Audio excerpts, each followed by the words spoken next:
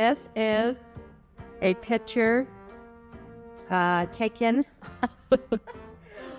before Mark and I got married. Right before. Right before. So it's late. It is 1979. And so I took this picture and then I gave a picture to Mark. And then like the next date, he shows up with a shirt with my picture silk-screened on the front of it. Hey, this is me. We would go up back and forth to BYU in the back of trucks when I was a kid. A friend was driving, and we would drive probably 12 hours that way. Yeah. And from Lancaster to Provo, Utah, in the back of the pickup. And we got out at some point. Well, I wouldn't say this is my favorite, but it's the quickest one I could find. So this is me in the middle with the largest helmet head ever for my hair. That was the style in high school. I was a JV cheerleader there. I was in my sophomore year of high school, and that was a lot of fun for me to do in high school. I cheered all through high school. Kind of wish I had played more sports, but I enjoyed it. Brought lots of boys around. Hey, so my favorite picture, if you can see that, that's a picture of me at Snowbird doing a double backflip on skis. I've only done it one time, and not a lot of people have done a double backflip, so I thought it was something pretty special. Yes, I landed it, and yes, I skied out of it, but I wouldn't say it looked very pretty. Okay, here's the favorite picture of myself. This is on my mission. We all got these pictures done, and when we'd leave an area, we'd autograph them and give them to either members or investigators or other missionaries. And so this is one that I had left over. Okay, well, I have this picture of Mom and I. This is our engagement picture, which was while we were still in college. But I like it because it just reminds me of that time. I always wanted a beautiful wife and a family. That picture, I think, captures that. And so that's what I'd share. There's one that your dad's in a blue shirt and I'm in a striped shirt and he has his arm around me. That was the night that he came home from Mexico. And if you look in the background, there's a welcome home rod sign. Yeah, I was very happy because he was home from Mexico. At that point in time, I already knew that we were getting married. I'd already decided. And then I don't know if she knew. I don't even know what we did after that, but I do know we ended up on a bench outside the ASB and we talked till like 1 a.m. So I was very happy and excited to be with her. The first movie that I saw was Mary Poppins in the Chinese Grauman Theater in downtown Los Angeles with Mom and Dad, and it was just me. There was some event, maybe it was just... Maybe your birthday. Maybe my birthday. It felt like 8, and all of a sudden I'm watching Mary Poppins with Theon and Joanne all the way downtown Los Angeles. I think the one I can remember is Mary Poppins, and my mom and dad took, I think it was me and Steve, down to Chinese Grauman, how do you say it? Grauman. Theater in Los Angeles, Hollywood. And I got to see Mary Poppins. We could probably check their production dates, but let me just give you 2. One of them was Shaggy. These are both Disney. One of them was the Shaggy Dog. Fred McMurray, I'm pretty certain. I think it was black and white, which probably means it was the first one. The other one that comes to mind is Swiss Family Robinson, which was a Disney production. So I'm sure it's not the first one, but one that I remember going to see with my family was Swiss Family Robinson. It was a great movie. But anyway, I remember something happened. It was there in Inglewood at that famous theater there in Inglewood. I can't think of the name. But anyway, Swiss Family Robinson. I was probably 7, and it was called Wait Until Dark. It had Audrey Hepburn in it. She was a blind woman, and I remember hiding under the the actual seat in the movie theater until it was over. Right. So the first one I remember was The Sound of Music. And if I'm not mistaken, I recall that Mom and Dad took all the kids out of school so that we could see it on like opening day somewhere in the San Fernando Valley. The first movie I ever remember was my big brother Steve taking me to see Robin Hood. The very first Star Wars is a big deal. That was 1976. And I remember going to that one. We'd go to the Egyptian Theater on Washington Boulevard, and it was just like reruns. It wasn't like new releases or anything, but I do remember seeing Swiss Family Robinson. I would say the death of President John F. Kennedy. I was in, I think, 6th grade, maybe. Somebody, I guess the principal probably, coming over the PA and saying that he'd been killed. And Mrs. Hoffman, I can't believe I remember the name. I never thought of it till just now. She started crying, and so that was a big deal back in the day. I think I would say broadly it was the Cold War. About that age, we were living in Culver City. That was a very real thing. The threat of war, a nuclear war. We regularly practice shelter-in-place drills where we'd get down underneath our desks at school. In Culver City, where we were living at the time, they had a big air raid siren that you could hear all over town. And it would go off once a month, as I recall, for testing purposes. And what we were told is that if it ever went off when it wasn't that scheduled time, that meant there was an air raid and we needed to find cover. Okay, I have a memory, and I don't know if this is true, and maybe my brothers can tell me, but when Barry Goldwater was running for the Republican nominee, I think this would be in Culver City, and I don't know if my parents got involved somehow, but for some reason I remember my mom taking me, I don't know if it was to an election center place, like they were doing volunteer work. I don't know if that's all true, but I have this memory of that. But I do remember when Martin Luther King was shot, and I came home, and my mom was crying, and I think she thought there would be a civil war. She thought that because of that assassination, that everything was just going to unravel. But I remember her being really frightened after his assassination. And then I do remember going down to the Garretts, because we never seemed to have a working TV, and watching First Man Walk on the Moon. Landing. Yeah, the moon landing. Yeah, mine are similar to that. I can remember in 1963 when Kennedy was shot, and I was in 3rd grade, and they just announced it in our school, and I just remember it was a big deal, but I didn't remember much about why, but I remember it's a big deal. And then I saw the moon landing down at Anaheim. I was visiting a friend, and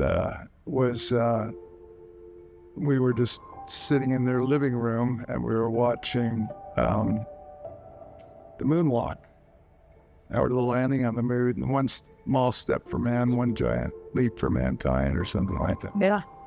I've seen that. I wasn't very impacted, but I do remember the moon landing, and that we watched it, and I thought it was pretty amazing. And then the Vietnam War, that was huge. And then the hippie era, rock and roll. I very distinctly remember hearing about Nixon and Vietnam and this and that and the other, and I didn't really understand what people had said that he'd lied, and I thought, well, that's absurd. The President of the United States is not going, maybe he says fibs and stuff, but he's not going to stand in front of the country on TV and lie to our faces. Well, that's exactly what he did. That's what he did, yeah. And it was like, oh my word, this is a different world. Yeah. Would have thought. Well, another one is the and this goes back even further. I'm now back at Culver City, but we actually, had those bomb drills where the teacher would come in and everybody goes under the desk. Yeah, the Cold War. And during the Cold War. And, you as a child, then okay, that's, at first it's fun, but then you say, why are we all going under our desk and then things blazing and, and then you hear, well, that's because they may drop bombs on us. And you go, what? Yeah. It's like, you got to be kidding. Yeah, we did that too. Yeah. I do remember this was a time of women's liberation. And I remember my mom was serving as a Stake Relief Society president, and she was asked to go and actually rally against some of this women's movement because they were for abortion. So this was an historical event, but it was probably the biggest thing that affected me is our move from Culver City to Simi Valley. And it would have been halfway through my kindergarten year. The life in Simi Valley and where we grew up was very idyllic, and just that was a big deal, I think, for me and how I was raised. It was a traumatic experience, but it was more of a family thing. And that was when I was 7 and Dad announced that we were moving to St. George, Utah. He was leaving Southern California. He'd gotten a job up in St. George, Utah, and we were moving up there. And I was just traumatized. And it did not go well for me. And in the end, Dad pulled out and we stayed there. It would be the word cabin, and we are fortunate to have it on either side of our family. And I think that's just a tradition that we visit our cabins, one in Yellowstone and one on Thorley Mountain, and we make memories there. Every Christmas, my mom would give my siblings and me a new and unique Christmas ornament every Christmas. So then I carried that on with you kids. You each got an ornament, a unique ornament every Christmas. And now I still do that, and with the grandkids. So the thing that comes to mind is the Christmas caroling that we did as a family. It was such a cool thing. We did it every year, and some years we even had a band. I had a string bass, and let's see, I think Steve was on the banjos, Paul was on the guitar, or Steve. Somebody had an accordion. I don't remember. Thrifty ice cream cones after family home evening. Also A&W root beer. Going down to the LA airport and watching the planes land. Christmas sort of traditions that we had as a family. Mine would be something that Len has laughed at, is that when the Thorley boys get together, we like to pontificate. Long, lengthy discussions, debating, not in a negative way, but having conversations, sharing deep thoughts and feelings with each other. One thing, at least I have a big memory of, is the annual summer vacation. And it typically was to southern Utah to the ranch week, but not every year. Some years we did some other things. We would always be all in the car and go camping. We never did anything. Seatbelts, right? Yeah, I The one that came to my mind from growing up is what I'll call Saturday night fights. But it wasn't necessarily Saturday night.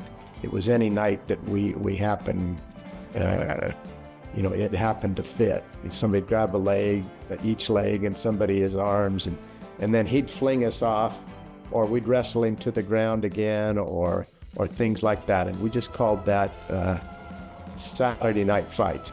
We'd come up with a different way to go down the stairs at Christmas time, and it was just a fun thing. And maybe my favorite one of all was when I was finally like 16 or whatever. We wrestled all the way down the stairs, and the point was that you had to be first, and you didn't want the other two to beat you, so we were just grabbing each other and wrestling, and it took us like 10 minutes to get down the stairs. So much fun.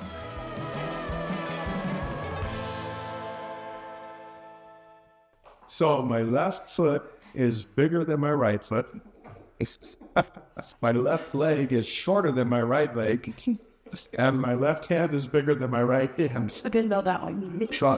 So I'm not symmetrical. If you remember the story of the bunnies, and I don't know how old I was, but I mean, I was like 2 or 3 or 4 or something. I was really, really young.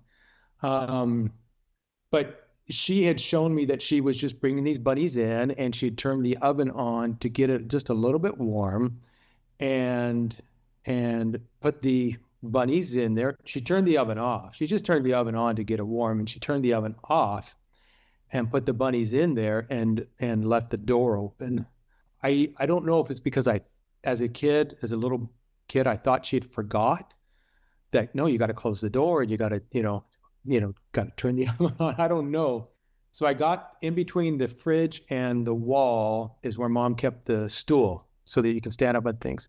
So I got that out and climbed up there and pushed the oven shut and turned the oven on a little bit. But I think she was so worried about the impact that might have on me if I thought I was the one who killed the bunnies. She played it off with everybody as if she had done it herself completely. I would say it's that I don't like things between my toes. It stems from an injury that I had where I cut my tendon in my toe on a piece of glass in a pool. I had to have some stitches, and ever since then, don't touch between my toes or you might get kicked in the face. Every year, and this was actually in Culver City, it was just like clockwork. 3 or 4 days into school, I'm talking elementary school, there would be a note, and the teacher would come up to me and say, "You're supposed to go to the nurse's office." I get the note. Okay, yeah, I'll go do the hearing test. But when I got to the office, it was a psychological test, and the classic ones, like they had ink. Rorschach? Yeah, Rorschach. Oh my. And what do you see? And I thought that was a blast. It was a male psychologist, I guess. He was doing word association, and he said something to the effect of down or something. And I said, "Be aggressive." I was in the same BYU single student ward pretty much for 10 years. And that sounds really weird. Almost half of that was after I was married, and we were pulled back into the ward bishopric. So for me, I couldn't really think of much, but it might surprise some people that I'm reasonably afraid of heights, which is something that hasn't always been the case. It's in my old age that I just don't like the thought of hiking Angel's Landing terrifies me. I don't think I'd ever do it. And I taught at an elementary school, is Oker Elementary in West Jordan. And it was a brand new school, first year of the school. And I wrote the school song, the school spirit song. Oh, cool. And my friend who just retired, she said they're still singing the fight song that I wrote for Oker Elementary back in 1981. I was pounding on a fence post, and what I didn't see is there was a hornet nest built on the ground around that post. And so as I pounded the staple into the post, that stirred up the hornets, and they started buzzing all around me. Of course, I panicked, and because it was down at my feet, some of them got in under my pants and were coming up my leg, and I was getting stung. And so I take off screaming and trying to take my pants off at the same time so I could get the hornets out of it. So I'm trying to run with my boots and my pants halfway down, and I'm running towards Matt and Howard because I want them. I needed some help. And of course they stopped me between laughing and trying to get away because they didn't want the hornets. This is kind of weird, but they used to make fun of me because when I would come home and have to go to the bathroom, I would invite my younger siblings in and have a full-on conversation while I pooped. And they tell that story all the time. But they took a pair of socks and they put the one sock in the other, make a ball, rolled it up into a ball, and then I had to chase them around the house throwing the ball, and if I hit them, then I got them out. So that was Rodney's stink pot. I kissed Paul. Paul didn't kiss me. I kissed. No, not reciprocated. We're goofing around, and he just went to me, and I just walked up and kissed him. Like, The first time I met Mark, Roland had brought him to the mountain. So the guys had hiked to Zion, and then I went with my mom, and I had a girlfriend with me and some other people to pick them up. And they all acted like when Mark came out of the Narrows, I was... They weren't even around. I know. I do remember seeing you come out, but Yeah, I was the the first. story is me sunbathing on a rock, and that, like his eyes lit up. I think I had the only broken bone in the family from playing Red Rover.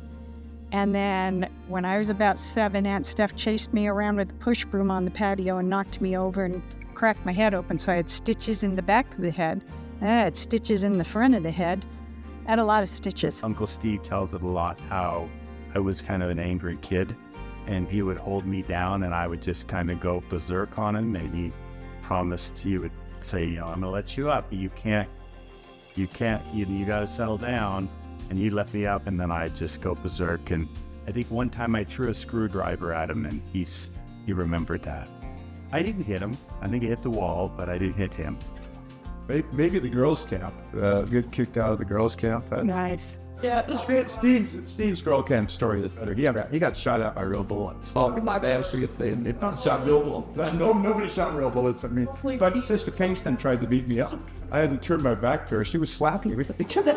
Up there, they had oil derricks, and I can't remember exactly how we got into this, but there was one cable that went, or maybe 50 yards, and it came close enough to the ground that you could grab it.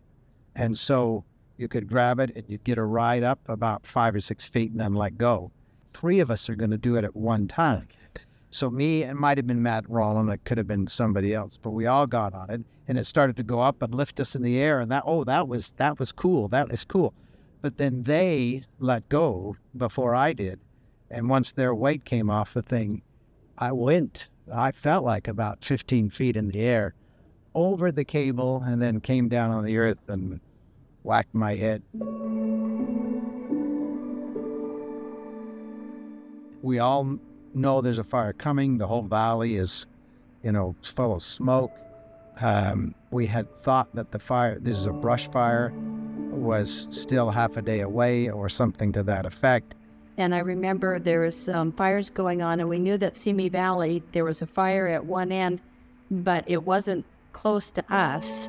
Really wasn't cognizant of what was going on, but I knew that my mom had stayed up all night because we knew the fire was coming.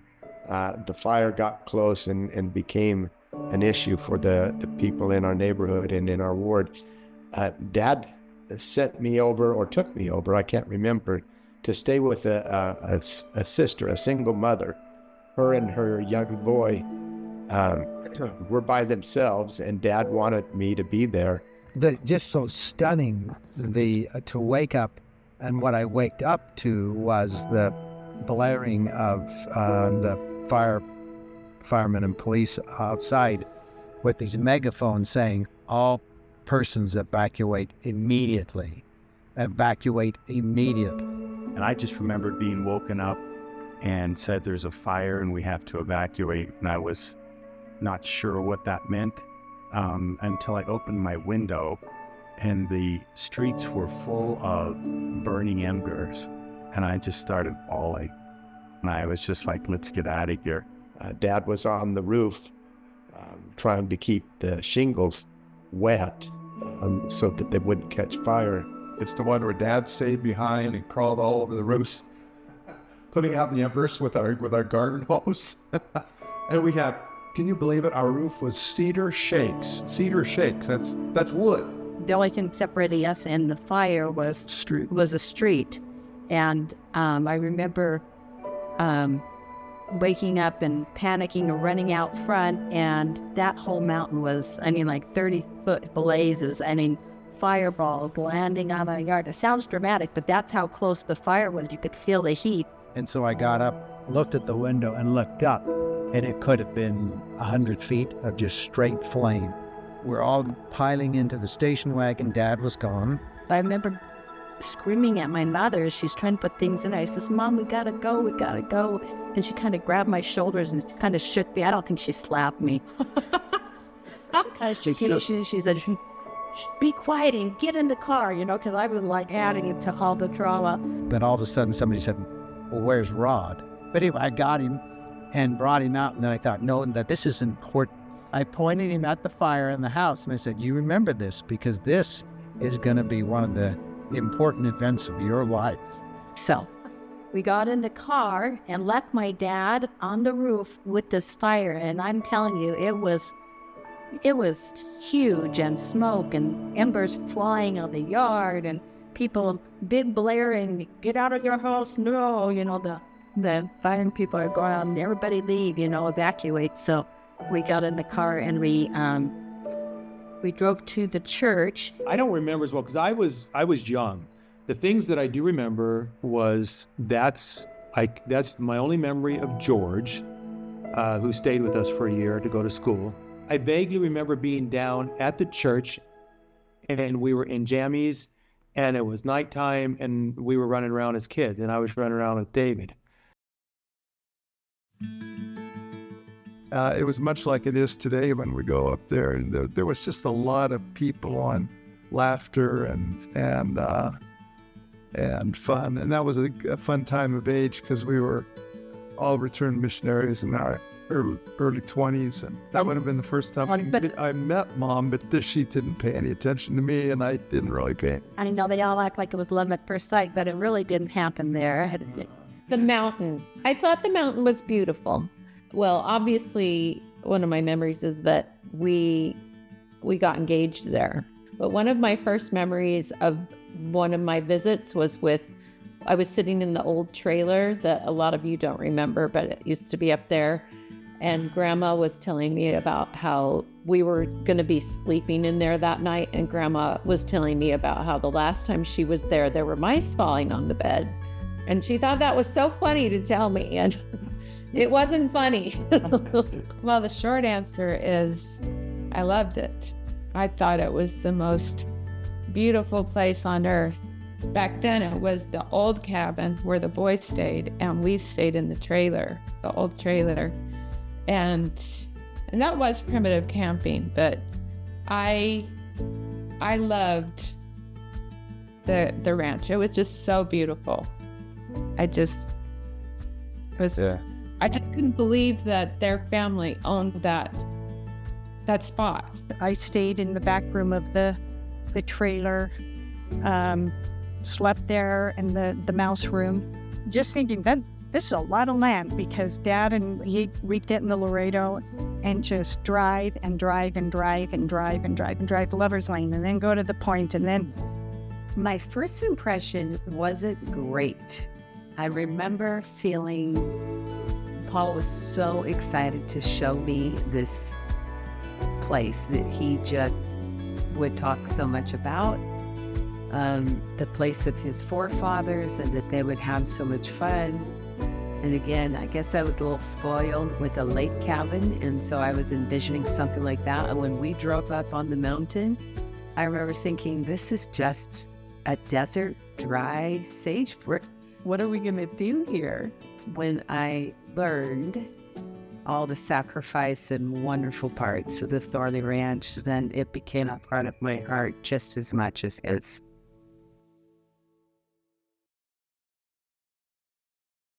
And I'm not quite sure if it's wisdom, but the thing I wish for all of my children is to have more confidence. Interestingly enough, confidence in who you are and what you can do quite often is not based on reality. As a child, I thought I was all that. I thought I was the smartest, the best looking, the fastest. I thought I was, and I had tremendous confidence. In reality, there was no justification for my confidence. But I think having confidence just helps you a lot in life. I could say enjoy your kids while they're young because they grow up very fast. That's very nice. And then they're no fun anymore. I'm just here. Okay, I don't know if I can do it here, but this is what I would share with everyone. if you look at life as this short time in a giant eternity, it makes everything better about life. It's just, if you have that eternal perspective, that's it. Okay, well, I've got one. So don't take 3 years to decide to marry someone. Okay. It's just, Okay. just not wise. And for the girls, always keep doing what you really like doing. When you're married, when you have kids, look, don't lose yourself. Just keep something of what you love doing. I always did some kind of music, piano lessons or choirs or... Because easier to ask for forgiveness than permission. So do it. Whatever it is you feel like doing, do it. You ought to do something that makes a lot of money. That's okay. My wisdom is, and this is something that I just have loved about the Thorley family, is the love that they have for one another and the relationship that we have as siblings and sibling spouses, in-laws. I just think it is a beautiful thing. I don't know of very many families that have their in-laws that they love as much as their own family, and that is the case in this family. And I think Mom and Dad, Grandma and Grandpa did a lot to facilitate that, and a lot of that stems from the joys that were shared at the mountain. I have no little thoughts or phrases about like... I would just want my children to live their covenants and to recognize that that is where safety and joy comes in this life. And I think you don't have to look too far with a lot of these great members of this Thorley family who do just that. It's the power that we get from the constant living of our covenants and staying on that covenant path that's going to help us get through anything. And most importantly, to love each other and support each other. Well, for me, not to get too preachy, but I think I would just say that God loves you and you can trust in his plan and purposes for you.